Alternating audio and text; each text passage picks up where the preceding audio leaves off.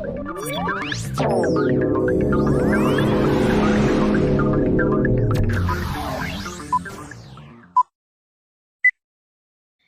guys, aku Linda Rosalinda. Kali ini aku akan membahas suka duka pandemi COVID-19.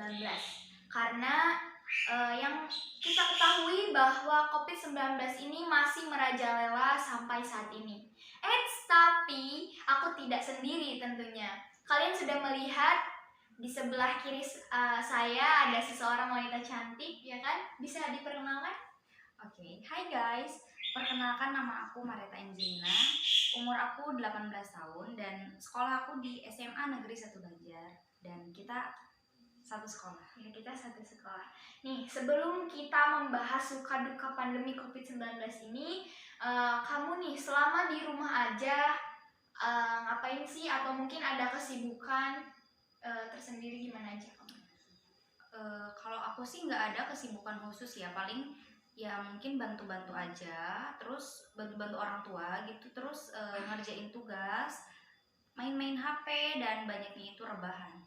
Ya, karena rebahan itu adalah rebahan dan scroll TikTok itu kaum kita gitu ya kan? Iya benar. Ya walaupun memang tugas numpuk nih, tetap aja kita scroll TikTok gitu ya. Masih ada waktu untuk scroll TikTok, itu pasti ada waktu. Pasti ada waktu. Oke, baik.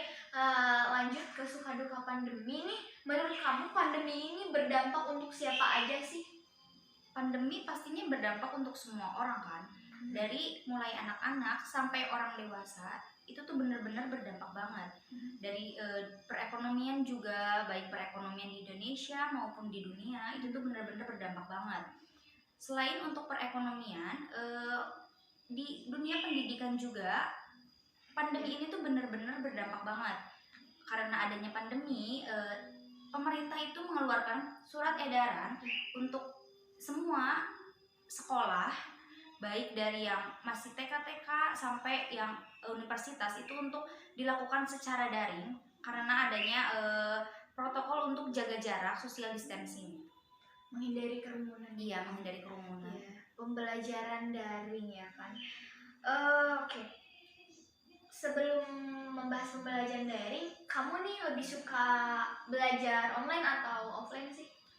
Kalau aku sih lebih sukanya itu belajar offline ya, karena kalau kita belajar offline itu kita itu jadi lebih bisa mengenal teman dengan baik. Selain itu mengenal lingkungan sekolah juga, karena kita itu datang ke sekolah, bertemu teman-teman, terus kenal-kenal gitu sama teman-teman. Terus juga materi yang dipahami itu jadi lebih masuk dibandingkan sekolah online itu. Iya, karena yang kita sudah alami ya kan, pembelajaran online itu memang sangat kurang efektif. Walaupun memang ada sedikit efektifnya, tapi menurut kita itu sangat kurang efektif. Iya kan. Betul banget. Nah, karena memang tidak efektif nih ya, apa sih kendala yang membuat kita belajar online itu kurang efektif? Apa sih? Ya dari jaringan dan kuota juga, karena kan baik sekolah maupun pemerintah itu nggak setiap saat atau setiap bulan ngasih kita kuota rutin untuk melakukan pembelajaran secara daring. Terus juga karena kita sekolah jarak jauh, kita itu diberikan materi itu melalui aplikasi Google Meet. Dan jadi kalau misalkan kita itu jaringannya kurang memadai, itu tuh jadi bikin kita itu nggak bisa on time gitu ya. Iya betul. Jadi kayak mungkin ibu gurunya ngasih tugas jam 9 pas, ke kitanya jadi jam berapa jam gitu 9 lebih karena atau mungkin karena jaringannya ya, mungkin telat on time-nya ya guys ya. Jadi tidak langsung gitu jaringan itu. Walaupun kita sudah menyesuaikan si kartu atau misalkan si jaringan dengan kawasan rumah kita, kalau misalkan memang nggak ada sinyal ya sulit ya guys, apalagi saat keadaan hujan. Betul? Iya betul. Itu karena cuaca juga mempengaruhi kena jaringan guys. Ya itu memang salah satu dampak jaringan sulit itu ya hujan. Dan walaupun kita nih menggunakan wifi ya kan, yang IndiHome gitu, itu menurut aku juga juga kurang efektif ya guys, karena kalau misalkan pakai wifi itu pasti ada gangguannya. Iya. Yang pertama, terus juga ada kayak kalau misalkan kita mati lampu nih tiba-tiba jerut mati, lagi daring ya kan, lagi asik-asik ngobrol hai guys gitu ya kan sama gurunya lagi ngejelasin materi, tiba-tiba mati. Itu kasihan banget sih. Iya, itu benar-benar. Itu salah satu kurangnya efektif ya guys dari pembelajaran online. Tapi kayaknya nggak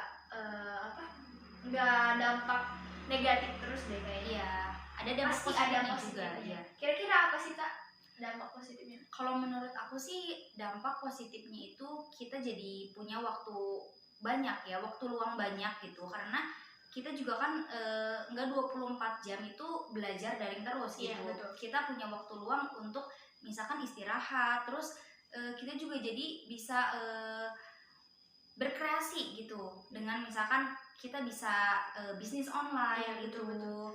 Terus juga selain itu pembelajaran daring juga melatih kejujuran untuk setiap pelajar gitu.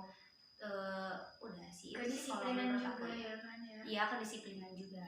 Intinya ya melatih kita agar kita itu mandiri dan bisa memunculkan kita tanggung jawab gak sih kita. Kira-kira nih menurut kamu gimana agar kita tetap melakukan pembelajaran walaupun itu online ataupun offline? Kayak semangatnya mungkin harus gimana gitu. Mungkin kalau menurut aku sih kebanyakan pelajar itu akan merasa bosan kalau misalkan kita itu belajar cuma gitu-gitu aja ya. Betul. Mungkin dari aku tuh kita itu harusnya bikin kelompok belajar di mana nanti kelompok belajar itu kita itu akan bertukar pikiran gitu sama teman-teman gitu. Misalkan materi yang ini kita nggak paham, kita tanya nih ke teman yang paham gimana. Teman kita nggak paham, tanya ke kita ini paham atau enggak gitu. Menurut aku jadi itu tuh apa sih nggak monoton gitu belajarnya. Intinya kita saling gitu ya kalau kelompok ya. Kayak bertukar pikiran, misalkan kamu pikirannya gini, kita satuin gitu ya kan. Itu dari kerja kelompok itu ya. Banyak juga kan kasus-kasus di luar sana yang frustasi karena gara pembelajaran online. Banyak banget. Itu banyak banget. Tapi kita juga sebagai pelajar harus dibawa santai, enjoy dan nikmati. Padahal rebahan kita bisa ngerjain tugas di HP, di aplikasi juga. Tapi kita tetap bisa belajar dan sekolah walaupun memang agak sulit ya. Tapi kita juga harus bisa berusaha gitu ya guys. Kira-kira ada lagi nggak nih dari yang kita bahas ini yang paling mungkin ada pesan Marita untuk teman-teman semuanya tetap semangat atau bagaimana? Mungkin pesan aku untuk teman-teman itu kita itu harus kita itu jangan menjadikan pembelajaran daring ini untuk malas-malesan gitu.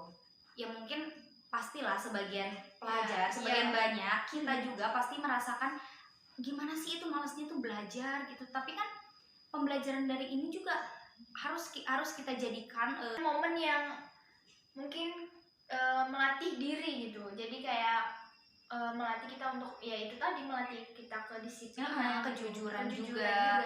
Jangan karena misalkan kita itu sekarang ada Google nih, ada kuota apa-apa ke Google lagi atau ke teman copy paste gitu, walaupun memang menurut aku kalau misalkan kita ke temen nih nanyain tugas ya itu wajar-wajar aja, tapi jangan sampai kita copy paste gitu. Semuanya gitu ya, walaupun memang kita banyaknya itu pasti bakal copy paste gitu.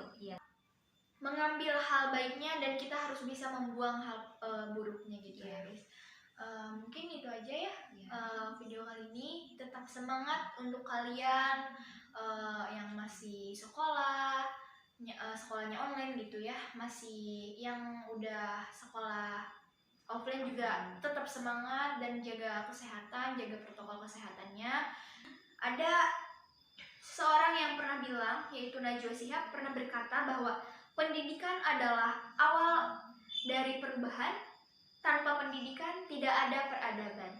Semangat untuk semuanya, semangat untuk para pelajar. Jangan lupa patuhi protokol kesehatan dan jangan lupa jaga jarak dan jangan lupa untuk vaksin ya. Tetap semangat untuk kalian semua. Dari kita sekian dan terima kasih.